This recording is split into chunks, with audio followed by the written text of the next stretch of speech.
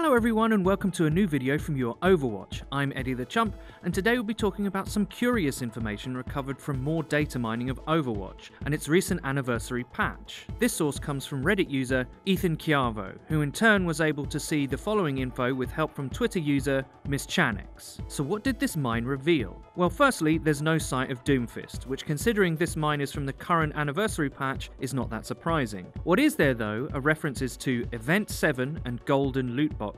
Now, considering the announcements over the last few days about monthly new content coming to Overwatch in the future, this could be the start of those plans. Smaller but more regular updates that carry content for us. What would be in a Golden Lootbox has been the subject of great discussion on Reddit. If I had to guess, there's a few possibilities. One is that a Golden Lootbox contains all of Year 1's cosmetic content, a super loot box if you will, a chance to get access to skins that you've missed from past events. Now, we know the events are returning in some form or another, albeit with some small changes, and those will present an opportunity to get a skin you might have missed. Liam particularly is hilariously annoyed he missed the Great Britain Sprinter skin from the Summer Games, for example. But could Golden Loot Boxes be a constant, perhaps more expensive variant that allowed you to access those skins all year round? We don't really know, and to be honest, if you've taken a look at the backlash to the cosmetic economy on the forums lately, the idea of a more expensive super loot box seems somewhat unlikely. Another theory is that a Golden Loot Box could offer some sort of guaranteed legendary content. Perhaps there's an exchange rate, trade in 5 normal boxes, get 1 golden one that has a legendary skin in it for certain. Again, that's just conjecture. Would you do that? Save up your normal boxes and trade them in for one you knew would have a legendary in it? There's also another idea. What if Golden Loot Boxes were a new box for golden weapons to be in? Blizzard have said they regret tying golden weapons to competitive mode and specifically wins, as that makes them inaccessible to some players who don't play that mode.